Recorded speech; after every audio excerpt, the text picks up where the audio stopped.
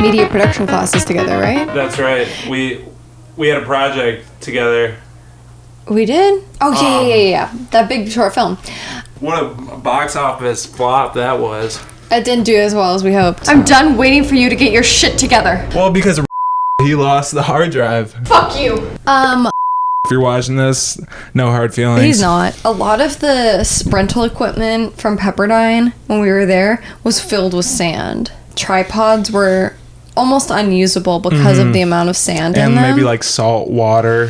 Yeah, because people, when the beach is that close, I think people are like, yeah, let's film a short film on the beach. Because like, you know, big time movies, they always got beach scenes. And you're like, well, if I have a beach scene, then my thing's going to be awesome. But turns out you could have the worst film. You could have the worst film and then someone could lose the hard drive. No, please. Yeah. Well, I wasn't talking about my film. Oh, yeah. I wasn't either. But I produced that film. You stand behind it, right? Well, it's not a thing anymore. A version of it exists, but like the proper sound mixing could never be done to it. Fuck you. That was like our final project. Yeah, and it was the final straw in my relationship with. Nah, just kidding. Didn't you guys work together on something else? We lived together afterwards, actually. Oh my gosh. Yeah. And then you had mold in your apartment. That was in Kentucky. No. Wait, no, there was another time. Yeah. I've had mold multiple times. No, I'm talking about the time in maybe it was Agora? Calabasas. Yeah, Agora Hills. And didn't they have to take out a wall? Oh, yeah, there was like a collapse ceiling issue. Oh, yeah, and like I was trying to get someone to like sublease the spot for me, and like all while I was gone, like it collapsed. Yeah. So he was like, I'm not living here. Yeah, good for him. Yeah. That's an appropriate reaction. I hated it because it put me out a few thou, but I'm gonna guess that's not the first or the last time you've been put out a few thou. Oh my god. It's been a rough few years. I got my car stolen. Yeah. Really? Oh, did I not? When? 2023? Oh, last year? Last year. Got my car stolen last year. Before or after I saw you? After. Really? What happened? I left my car unlocked, right? Whoops. Okay. But it was like I immediately have no sympathy. Yeah. Left my car unlocked. With the keys inside? Like, what happened? No, not the keys. A key. Okay. A car key inside your car? I had just went to like the shop and like I had to like give them a spare because like my other keys had like the house keys on them. So it just so happened. It was just a lucky day for that guy. So someone stole your car, but you did leave your car unlocked with the keys inside. Okay, but if I'm remembering right, your car had like a significant amount of rust damage. So that was a different car. Okay. That car broke down on the your way to Cincinnati. Yeah, okay. Utah. Oh wait, but you must have a new car now because you drove here. Yes. 2021 Nissan Sentra. Thank you. I'm on the path to ownership. Yeah. I'm excited. Oh, great. Yeah, so credit's going up. So. Hey, that's important. You have a credit card? I do. Do you? Yeah. Nice. How? I'm getting Alaska miles on my credit card. Is that for like flights? Yeah. Because you're like Pacific Northwest, Oregonian. Yeah. So that's where I'm taking my flights mostly. Have you ever been to Alaska? No. But my uncle was an Alaskan salmon fisher. You have to get a license to fish like commercially in Alaska. And the license itself, they only give out so many, so the license is way more expensive than the boat or like anything else. So when you're selling it, the real money is in the license because you can sell the license. You can sell the license? I know because I have the Oregon Fish and Wildlife app, and whenever I go fishing with my dad, I have to buy a license for the day. Yeah, I mean, he has a yearly license. It makes more sense financially for him. So this guy's just killing fish regularly. Any seafood he can get his hands on, he's killing. Oh Oh my god. Crab, clams. Like a baby seal. No, come on. Okay, so no mammals for the most part. No mammals. I mean, I'm saying what he can get his hands on in his boat. Although we have seen seals out there, but no killing, no killing. He hasn't been able to get his hands on them. No, because they're slippery. I will say he does it very by the book. Like, we measure everything. And recently he caught a halibut, which is like very rare in Oregon, like where he was fishing to get a halibut. Anyways, he caught it and then he's like, can I even catch this? So they kept it in a net on the side of the boat. Even though it was huge, he just didn't know if it was like the season for it. So he had to call like a marina. They didn't know because it hasn't happened in so long. He called his buddies. Meanwhile, the fish is just in limbo, like a holding cell. Yeah. For criminals. You've Except he's been? a fish. No. Just like a juvenile, just like the town, you know. Oh, I know the story. The town naughty zone. Yeah. Yeah. Which story? I kind of remember something about like you going over a fenced situation and you were in like a park and they told you not to be there and then you were there. Yeah. There was some trespassing, but I never got like brought to the. Oh, why did you get brought? It was 8th grade. I was climbing the junior high's roof, and I led an expedition of about 12 young gentlemen. We went one evening on top of LJ Hauser's roof, which like I felt like a gravitation towards doing that type of stuff, especially on the elementary school, because I was homeschooled, of course, and that was my way to get on top. Yeah, literally. And then they found you, I guess? Yeah, there's like a bell tower. Okay. And you rang the bell? Rang the bell. Yeah, I beckoned you them. You literally, yeah. You summoned the police. I summoned the police. They're like, it's not 12 midnight. Yeah. No, it was like early evening. Did everyone get in trouble? Pretty much, yeah. Everyone got in trouble. But they all pointed the finger at you. I think people understood that like it was their actions ultimately that right. Some people definitely pointed some fingers, but there was like the first wave of people went down early. They left the roof early because like the police like showed up on site. And you stayed up there? Well, I stayed up there because I didn't know if they like saw us for sure. And I didn't know if like once they got down, like if they got caught, they'd leave. I thought they might leave. So me and George Connolly, I'm gonna see him in a few weeks. His brother's getting married. Wow. Okay. Irrelevant. But me and George, we were on the roof and we waited it out. And then you got in more trouble. I'm sure. We got in more trouble because the cops had to like get the fire truck department out to get but like we knew a way to climb up, but they didn't know the way, and their like gear like weighed them down, so they had to get the fire ladder. And then like the police are like coming up to the roof and they're like starting to like shine the lights and I just like looked at him and I was like, all right man, we got to do it. And then we grabbed our guns. No. And we had a shootout. Come on. No, we didn't do that. We just turned ourselves in. What a funny joke, though. Yeah, eventually got 20 hours community service, but I got grounded for like a month. But George's dad was just like, you knucklehead. He didn't get in trouble. He didn't get in trouble, but I think it's so funny to call a kid a knucklehead. We were a bunch of knuckleheads. It was like 8th grade. Yeah. We were just having fun. Did you ever get in trouble? No. Did you ever do anything fun? Did I ever do anything fun? Well, I did a lot of theater growing up, and that was very fun. But I never really got in trouble. I'm trying to think of a time that I got in trouble. Nothing big like that.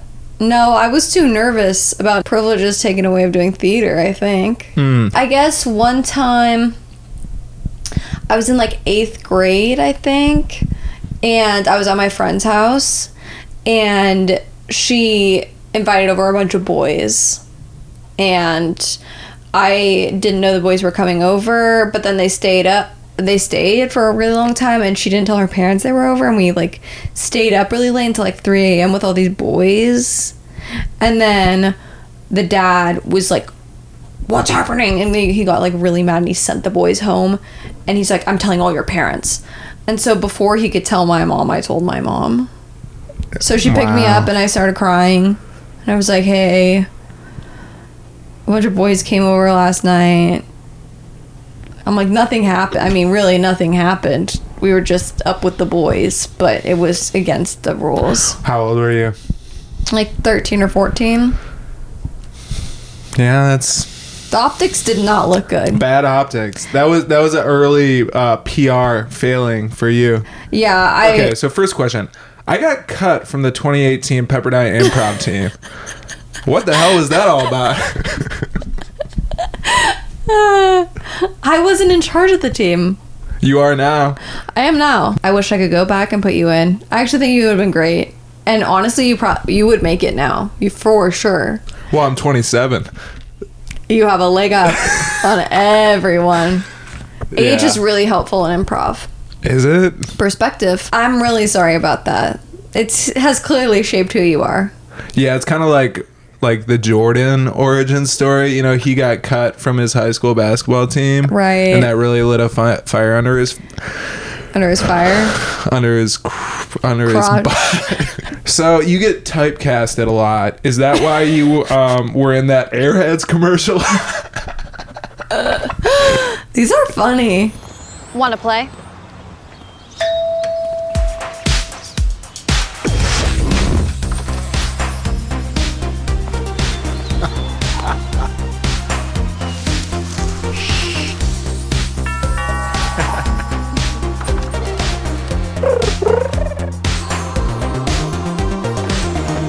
I see you.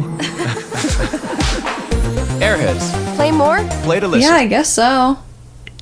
They made my head blow up. Did that hurt? Yeah. It was It's playing on the screen right now. Okay, good. Yeah, you can see it is painful. Wow. That shoot was really fun. In Mexico City, right? It was in Mexico City. It was so fun. It was the first like paid gig I ever had, and I got to go to Mexico City. That's pretty sweet. So it was like, what, 6-hour flight down there? Don't remember the numbers, but 5.5 hours. could be something around there. First class, No, coach. it was non-union. Not in union, but Yeah. now you're in union with God. I'm not. I'm in union with God. I'm not in union with SAG-AFTRA. Which is fine. The next union project I take, You need to I have join. to join. Yeah, I'm a Join must or join. die. Is this a podcast that is usually right-leaning or left-leaning? It's like so ambivalent that like people just respect the fact that I can like dance around it without showing I my think cards. that you and I have actually gotten into some arguments about this in the past, because I remember one time I said Kanye. I said something bad about Kanye. Oh, yeah. And you're a Kanye stan. Still? Well, I condemn some of his statements. Oh, you're getting into politics now. You're doing a great job dancing around it. So, Let's get to that next how question. was Mexico City? I had a layover in Mexico City once. How was Mexico City? I missed my flight to Costa Rica. Can I just say that I've never missed a flight. Yeah. But you've also like never lived. Yeah, correct. How was the Edinburgh Fringe Festival? It was great. I had an amazing time. One woman show, showstopper, right? Showstopper. I performed my solo show. I performed my solo show at the Edinburgh Fringe, 24 performances over 26 days. Holy. Yeah, at the Gilded Balloon. It was amazing. I mean, I loved my show because I made it, and I wouldn't have made something I didn't like. But I really loved performing it because it was such a fun, interactive, very silly, but still had heart show. And I think a lot of people resonated with it because in the end, it's about someone who wants to keep performing even though they're faced against a lot of obstacles. But yeah, and someone who just believes in themselves enough to keep doing it. But she also is really bad at acting, which is what's funny about the character. I think my strength as a performer is probably like bringing like heart and humanity into comedy, and like, you know, having the characters be people that you root for. I think that's one of my strengths, and so I really got to do that. I mean, the best thing about the Fringe is that you get to perform every day, and that's all I want to do anyways. So getting to perform that much and then seeing a bunch of people perform was amazing. 24 shows in 6 days. 24 shows, no, in 26 days. Whoa, that makes more sense. You thought I was doing 6 shows a day? Wait, 24 shows in 6 days. 4 4 shows a day. Okay. I thought you could do that. That I probably would have had a hard time with. It was an hour long. Yeah. But there's 24 hours in a day. That's just 4 hours of the day. Yeah. Just gotta get it's yourself. pretty exhausting to perform. It was only me for an hour, entertaining, you know, whoever showed up to my show. So it was like a big responsibility. I felt like I wanted to give people their money's worth. I wanted to do a good job so that they could feel something, and I was really grateful that they spent their time at my show when there was 3,000 shows that happened there during the course of the festival. So it felt a big responsibility to make sure I was giving them the best show I could. So it's an hour long. Does it have like variance depending on, or is it like you wrote it and you perform it how it's written? No, there are definitely variants. Like, the show does not happen without an audience because I need people to respond to me. And there's a lot of audience interaction. So, I mean, I pull people up on stage with me, and... So you're a crowd work comic. Yeah, I'm no Matt Rife, but I am a crowd work comic. You kind of look like him. Do I? I'm sorry. What's the best advice you've ever received? The best advice I've ever received was on the first day of college. My professor told me, this was a theater professor, they said, you cannot mourn a role for over a day. So if you didn't get something, like you didn't get a role you auditioned for, spend one day to mourn it, that, you know, you put in all this effort that you'll never see the results of, whatever, and then you have to move on. And that was so freeing to me, because I spent a lot of my high school being sad about roles I didn't get. Not a lot of my high school, but I definitely was dramatic about not getting things. You're breaking the 1 day rule. I was breaking the 1 day rule, and, you know, my family, God bless them, were so invested in me and so kind, and were so emotionally attached to things that I was emotionally attached to, that they would also be so invested. They would get really mad about things that I didn't get, and that fueled me. So the whole family would be like showing up to the casting director's house? No, they never got weekends? involved like Okay. that. But then it really opened a door, and he's like, then you have to move on and do something better with your time.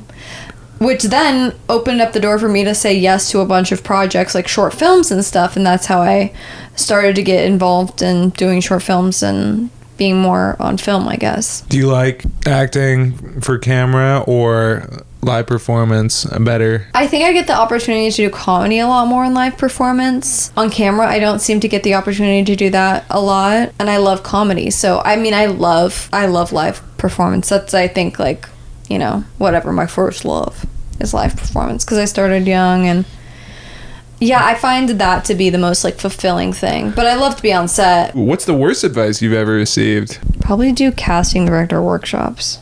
Ooh, what are those? You, like, pay a bunch of money to do a workshop with a casting director. They're like a commercial casting workshop with casting directors. As seen on. Yeah. Who cast NCIS or whatever. Wow. And then you're like, oh, I could be a dead body. Yeah. I recently was. Really? Well, not a dead body, but someone getting revived. Oh, nice. So, Yeah. so you were dead. You came back. Yep. Live They action. Narcaned me. For real? Yeah. Wait. I mean, not for real, Oh, okay. but in the show they did. And they gave me chest compressions. It was really They crazy. did that to my friend. I don't even know if I can say what it's from, but yeah. Airheads commercial? No, it's not out yet.